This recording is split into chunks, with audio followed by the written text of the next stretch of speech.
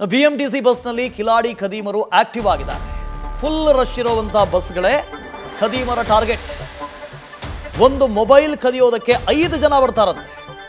ಅದು ಸಿನಿಮೀಯ ರೀತಿಯಲ್ಲಿ ಯುವಕನ ಮೊಬೈಲ್ ಅನ್ನು ಕಳ್ಳತನ ಮಾಡೋದಕ್ಕೆ ಯತ್ನಿಸಿದ್ದಾರೆ. ಯುವಕ ಪ್ರಸಾದ್ ಧೈರ್ಯಕ್ಕೆ ಕಳ್ಳರ ನಿಜ ಬಣ್ಣ ಬಯಲಾಗಿದೆ. ಮಾರತ್ಹಳ್ಳಿ ಟು ಆಗ್ರಾಗೆ ಚಲಿಸ್ತಾ ಇದ್ದಂಥ ಬಸ್ ಇದು. ಇನ್ನು ಈ ಅಗರ ಮಾರತ್ಹಳ್ಳಿಯಿಂದ ಸ್ವಲ್ಪ ದೂರದಲ್ಲಿದೆ. ಅಲ್ಲಿಗೆ ಬಸ್ ಹೋಗ್ತಾ ಇತ್ತು.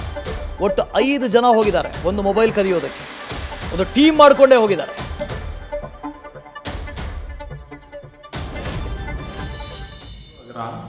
After Marthalli, 5 men got on and quietly surrounded me.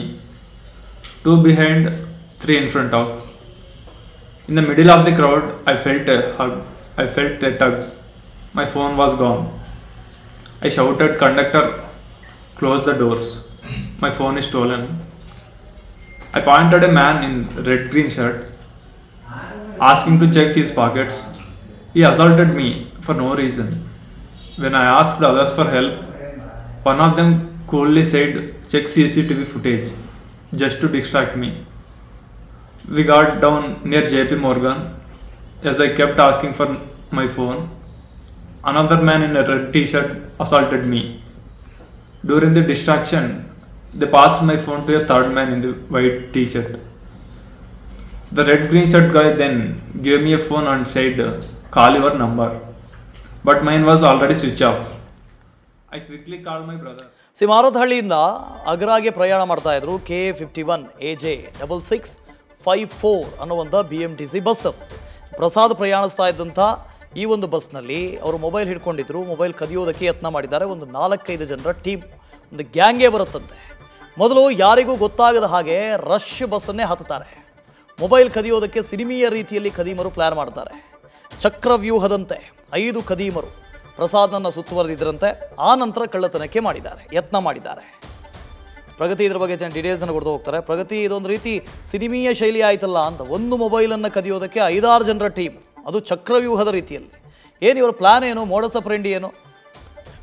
Vasudev, ಈ BMTC ಬರುವಂತಹ ಕಳ್ಳರೆಲ್ಲರೂ ಕೂಡ ಒಂಥರ ಪ್ರೊಫೆಷನಲ್ಸ್ ಆಗಿರ್ತಾರೆ. ಅಂದ್ರೆ ಅವರು ಭಾರಿ ಎಕ್ಸ್ಪರ್ಟ್ ಆಗಿರ್ತಾರೆ. ಅವ್ರನ್ನ ನೋಡಿದ್ರೆ ನಿಮ್ಗೆ ಅವರು ಕಳ್ಳರಂತ ಅನ್ಸೋದು ಇಲ್ಲ. ಯಾಕಂದ್ರೆ ಟಿಪ್ ಟಾಪ್ ಆಗಿ ಬರ್ತಾರೆ, ಇನ್ಶರ್ಟ್ ಎಲ್ಲ ಮಾಡ್ಕೊಂಡಿರ್ತಾರೆ.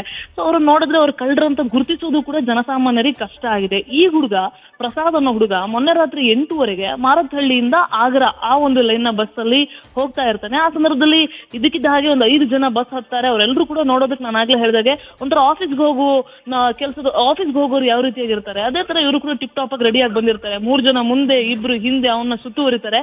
ರಶ್ ಇರುವಂತಹ ಬಸ್ ಇವರ ಟಾರ್ಗೆಟ್. ಅವನ್ನ ಯಾರಿಗೂ ಗೊತ್ತಾಗ್ದಂಗೆ ಮೊಬೈಲ್ ಅನ್ನ ಎತ್ತೋದಕ್ಕೆ ಟ್ರೈ ಮಾಡ್ತಾರೆ. ಆದ್ರೆ ಈ ಪ್ರಸಾದ್ಗೆ ಅದೃಷ್ಟವಶಾತ್ ಗೊತ್ತಾಗಿದೆ, ಯಾರೋ ತೆಗೆದಿದ್ದಾರೆ ಅಂತ ಗೊತ್ತಾಗಿದೆ. ಈ 5 ಜನರಲ್ಲೇ ಒಬ್ರು ತೆಗೆದಿದ್ದಾರೆ ಅಂತ ಗೊತ್ತಾಗಿದೆ. ಆದ್ರೆ ಯಾರಂತ ಗೊತ್ತಾಗಲ್ಲ.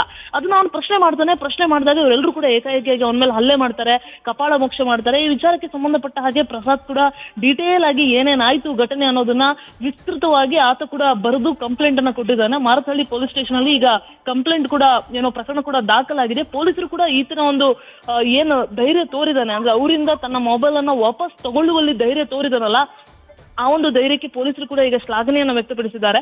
ಅಂದ್ರೆ BMTCಯಲ್ಲಿ CCTV ಇದೆ ಅಂತ ಗೊತ್ತಿದ್ರು ಕೂಡ ಕಳ್ಳತನ ಜಾಸ್ತಿ ಆಗ್ತಿದೆ ಅಂತ ಹೇಳಿದ್ರೆ CCTV ಇದ್ದೇನು ಪ್ರಯೋಜನ ಅನ್ನುವಂತಹ ಪ್ರಶ್ನೆ ಮೂಡುತ್ತೆ. ಕೆಲವು ಕಡೆ ನೀವು ದೆಹಲಿ ಆ ಭಾಗದಲ್ಲೆಲ್ಲ ಹೋದ್ರೆ ಕಳ್ಳತನ ಮಾಡೋದು ಆ CCTV, ಅಂದ್ರೆ ಅಲ್ಲಿನ ಬಸ್ಗಳಲ್ಲಿ CCTV ಇರುತ್ತೆ. ಈ ಕಳ್ಳತನ ಆದಂತಹ ಸಂದರ್ಭದಲ್ಲಿ ಆ CCTV ವಿಡಿಯೋಗಳು ಎಲ್ಲ ಕಡೆ ವೈರಲ್ ಆಗ್ತಾ ಇರುತ್ತೆ. ಆಗ ಜನಕ್ಕೊಂದು ಭಯ ಇರುತ್ತೆ, ತಮ್ಮ ಮುಖ ಪಬ್ಲಿಕ್ ಅಲ್ಲಿ ಗೊತ್ತಾಗುತ್ತೆ ಅಂತ.